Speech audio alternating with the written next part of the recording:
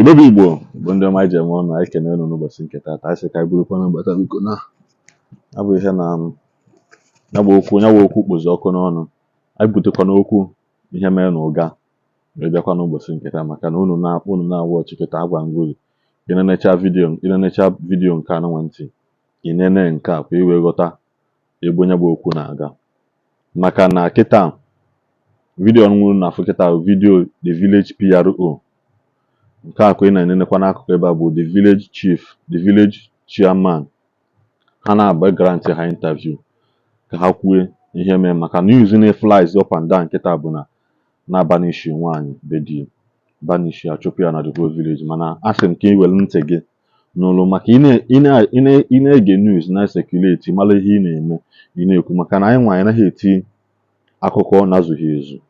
Anyị na-eti akụkọ, anyị ticha akụkọ anyị afụ isi ya nke ọbụla onye ọbụla nene ofu isi amala ebe ọ nọ wee bido wee malụkwa n'ebe ọgwụ ife aka ọbụla anyị tinye n'azụghị ezu ịma na anyị enwetaghị ozuzu ya na ndị na-eti ya etikwazi ya. Biko Igbo bụ Igbo solonu m nene ajụjụ ajụrụ PRO ndị ụga na the chairman ya maka ihe mere na be nọ nso ha nke ndị be Ogochukwu nwanne Ogochukwu nke nwụrụ anwụ.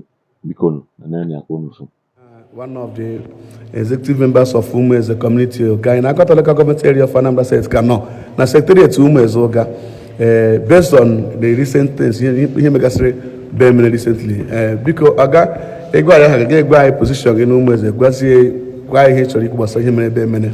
Okay, thank you. I've one capital as on your member. On the Oga, the national PRO Umu as Oga community. All right, based on him a many. And the whole story is the banishment, Mantam can he want to go based on that. And the MSO your name, now get banished in my easy phone here. Thank you. Never know. And one young banished. More than Korani Bazo. A lot of things say Messi go to Pumabia. A home Mozwana. And now I'm wearing a rose, and now I'm wearing Kuroz. On no canal, and they are neither. I have now Pomozu, Nanke let Celestine as a cabecquet. No more where I was so Bonyana Quaquib. Can see Pota can drop on them and has G's when no yet. But as the one wine are on us when a person singing a cast in a menu west. Nsia Oquaya one eminent estimates when I was a similar Quayanaco. Nsia Obe as a cousin and Bara Jevedia as the PRO of the community. Now, Ubedina, when the stakeholders as Onyaga Wajo, as Onyana Nudo, more than Sanandaga. Them Brumotum was straight to that place. When they utezi from where Keleb can call Hawada, I saw a very large crowd in Oja different categories of use. Mande Wandoga, Manda Wandoga. So many people. Motor and motorcycle block everywhere. One day, Nango, and we're all them Mandoma, dear. I'm one, I'm looking up and down, dear. So, come one motor Nabia. Even some of them were telling me, Nanka, Wine, Coke, and Cow, Wine, Cabia, could buy. Now I get one any light or him. Mkuruzia Joy Senon, so non Sabatabas, and over 1 year, why Java Mortuary. I know about 10 minutes or thereabout, and so, but as you with another big crowd, the more than 50 motorcycles in a soil. Or for one man on the and he sit gate there, entrance there. Lay an amor on the face because you join our was born yoga, he will tell you now on your go no Florama on your man on Yabanoga. Elegum the face in back. John Dutchgan to say, I look on you, we have is this my ass and all one them, my boy brother. I think I have chicos here thereabout. You say, I want them, Marcia, no, never now, and what would I call the or to see home yesterday. A Pemacuna can them mother one and all one them, money. So, Joazia and as you do, the little years and I had to be going on so long a nature. But I see an Ayaman for the interest of the peace and safety. Now, Azoka, and when you had them pay to you, well, I go dear, teach him a bone. They got the bone for now, for safety sake. How is the uncle Charlie had died in a minute? That Igwe said that everybody should remain calm. So go, which I think that vice chairman couldn't say anything. All the Nibazo can chop down. Na base some places a baby to give according to them while they could not.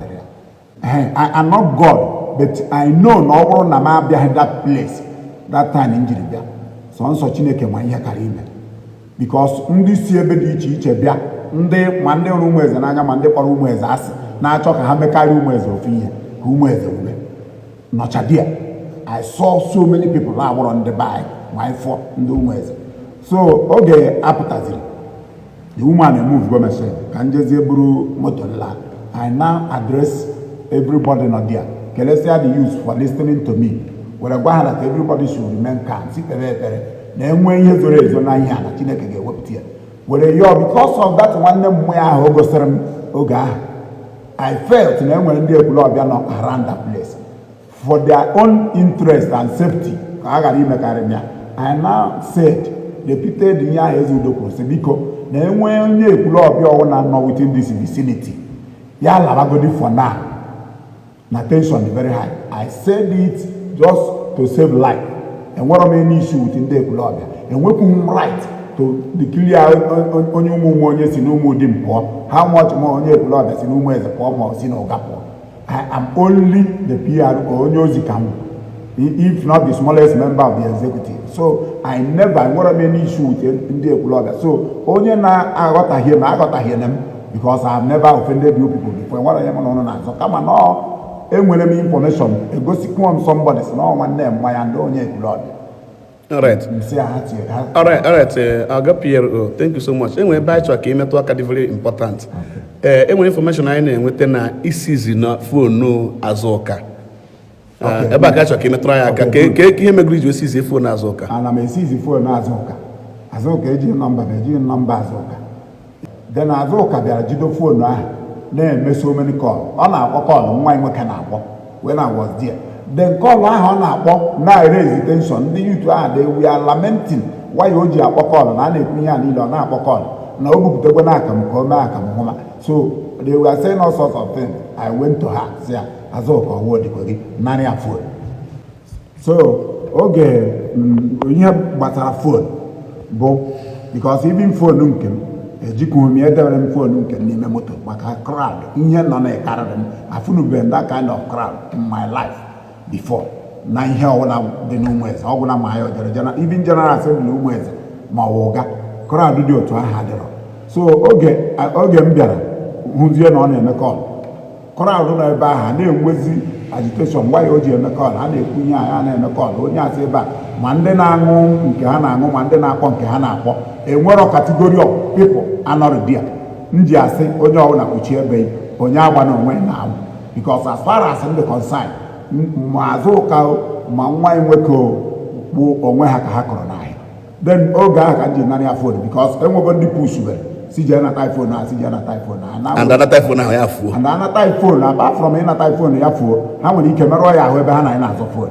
I collected the phone from ha mụ na ya azọ narị ya phone ahụ gbanyụọ ya ozugbo dị nka o weresịara ihe ọ chọrọ iwere bee pụọ. Enweghị otu m ga-esi hapụ bee ya ghere oghe because ọ nna ya dị be ya with one other woman hapụkwuru na the woman ga-apụ the woman jikwu keke bukọrọ ngwongwo pụọ. So mụnwa ji aka m kpọchie the whole house right round. Enwere ọdọ a agbawa nothing. M kpọchiri the whole places right round si n'ụzọ nke dị n'azụ ụlọ pụta were mesịa ndị youth address si onye ọbụla si ebe ala na malabago chịkọrọ key na those things ma phone hand over to ndị dị because ha ncha niile nọ present. Na bete ihe ọzọ anyị chọrọ iji anyị nọ na-agbara mkpanala because anyị ma onye nwere sị obodo na-apụ agbara mkpanala anyị nwere ihe omenime anyị nwere ndị ọga na-akpọ ịgba mmadụ kpangwa. So mkpanala ha gbara ebe a how come? Ihe bere na-ewu nke wụ eziokwu ana m efe Chukwu adị m efe ekwensu. Ahụrụ m ebe a sịrị ofu mkpanala ibi na oge m si n'ime dị kọmpand apụta ka m pụọ mkpanala ahụ akpọna m ya pụọ ọ dachago nnukwu mmadụ tizie mkpụsị ndekwe mkpanala njọ m pụọ ofu ọnụ mkpanala asụbara di ya den akụzi m n'iro ma erelizi ya data mkpanala mgbe ahụ ka m na-agwazi ọsọ ejechiga ebe a sị na Azụka kwụsịrị na mgbogo towards Nweke after nke Ojemba Sabat na mmụ ya nọ di ya na mmụ anyị na ụmụnne ya ụfọdụ nọ na that Sabat. Somebody came again that form sim lekwe ihe na-achọ hapụ imebi ebe anyị niile n control mmagorokwa mesin jebe ebe ahụ mkpanala ahụ gazie amara m onye gbara mkpanala aka ma adị na adị nsende anybody.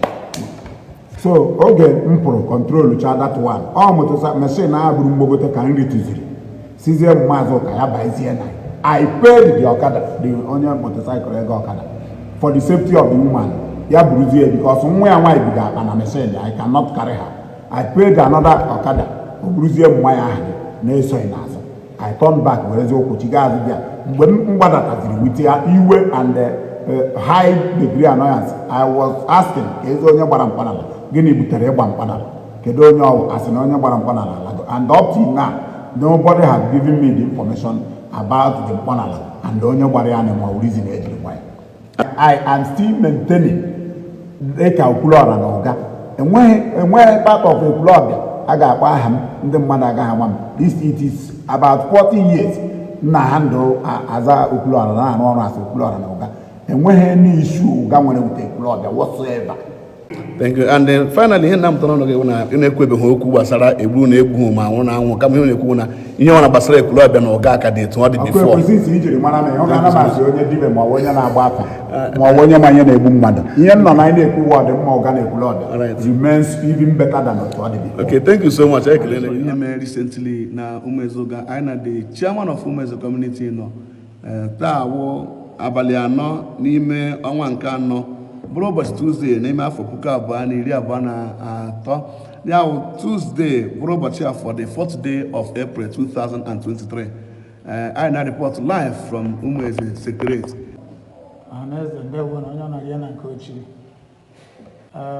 Aha m bụ Chief Sir Anthony Ezenwa Ezechi kwadoro one of Uga.